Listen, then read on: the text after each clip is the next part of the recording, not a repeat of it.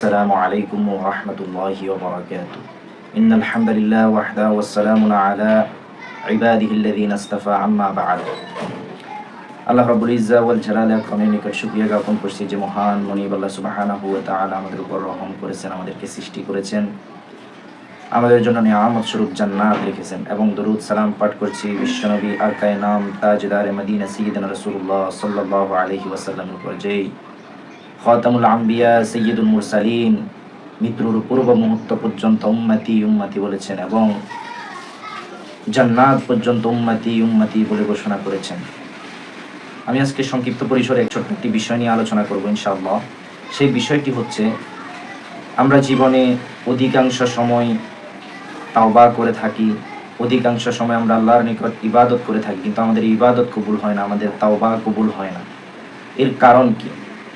এর কারণ হিসেবে যখন আমরা ইতিহাসের দিকে তাকাই, তখন আমরা লক্ষ্য করলে দেখতে পাই যে বনী ইসরাঈলের জামানায় একজন পাপিষ্ঠ বান্দা ছিল, যে কিনা নিজেকে নিজে পাপী বলে ঘোষণা করেছে, যে কিনা নিজেই পাপী, নিজে বলেছে আমি এমন পাপী, আমি হচ্ছি কুকুর, এর সমতুল্য ব্যক্তি, কুকুরি ইনসান, সে নিজেকেই নিজে বলেছে।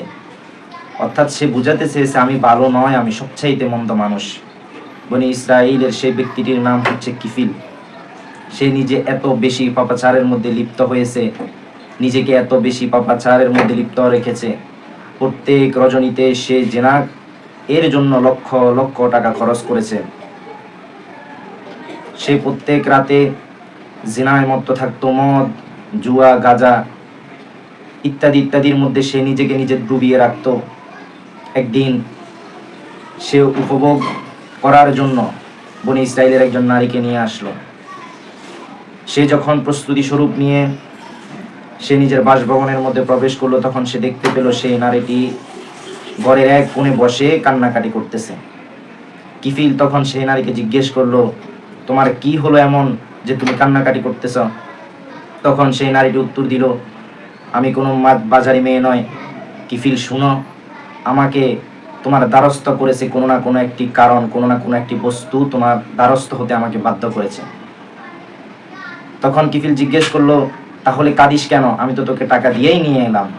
তখন সেই মহিলাটি বলল, আমি কাঁদি, আমি যদি আজকে তোর সাথে জেনায় লিপ্ত হই, আমি যদি আজকে তোর সাথে পাপাচার অন্যায়ের মধ্যে লিপ্ত হই, তাহলে আমি আমার স্রষ্টা আল্লাহ রাব্বুল আলামিনকে কি জবাব দেব? যে আল্লাহ রাব্বুল আলামিন আমাকে সৃষ্টি করেছেন, যে আল্লাহ রাব্বুল আলামিন আমাকে খাওয়ান, যে আল্লাহ রাব্বুল আলামিন আমাকে পড়ান, যে আল্লাহ রাব্বুল আলামিন আমাকে সুন্দর একটি অবয়ব দিয়েছে, আমি সেই আল্লাহ রাব্বুল আলামিনের নিকট কি নিয়ে দাঁড়াবো? তিনি যখন আমাকে প্রশ্ন করবে, আমি তোকে নেয়ামত দিয়ে নেয়ামতের মধ্যে ডুবিয়ে রেখেছি, এরপরেও তোকে কোন জিনিস বাধ্য করেছে আমার অবাধ্য হতে? এই কথাটি যখন সেই মহিলাটি বলল, সাথে সাথে কিফিলের দিল ঘুরে গেল। সে নিজে খুব বেশি অনুতপ্ত হলো। আল্লাহ রাব্বুল আলামিন তার অন্তরের মধ্যে রহম দিয়েছেন, তার অন্তরের মধ্যে নেয়ামত দিয়েছেন। সে ওই মহিলাকে বলল, আমি তোকে স্পর্শ করব না, তুই আজকে তোর সম্পদ নিয়ে যা, যেই সম্পদ দিয়ে, যে অর্থ দিয়ে আমি তোকে নিয়ে এসেছি, তুই সেই অর্থগুলো নিয়ে যা। সেই মহিলাটি তখন এই অর্থটা নিয়ে চলে যেতে লাগলো। এমন মুহূর্তে সে কিফিল বলল, আমি আল্লাহর নিকট তাওবা করতেছি, তুই আল্লাহর নিকট তো চোখের পানি দিয়ে একটু দোয়া করে দে, যাতে আল্লাহ রাব্বুল আলামিন আমার তাওবাকে কবুল করে। কিফিল ওই রাত্রিতে ইন্তেকাল করলো। হাদিসে পাকের বর্ণনায় পাওয়া যায়, তার দরওয়াজার মধ্যে স্বর্ণাক্ষরে লেখা উঠলো, কদ গফারাল্লাহু লিকিফলিন, আল্লাহ রাব্বুল আলামিন কিফিলকে ক্ষমা করে দিয়েছে। এর দ্বারা আমরা বুঝতে পারি, যদি আমাদের তাওবা, যদি আমাদের ইস্তিগফার আল্লাহ রাব্বুল আলামিনের জন্য হওয়ার মতো হয়, তাহলে অবশ্যই অবশ্যই আল্লাহ রাব্বুল আলামিন আমাদের তাওবাকে কবুল করবে, আমাদের ইস্তিগফারকে কবুল করবে।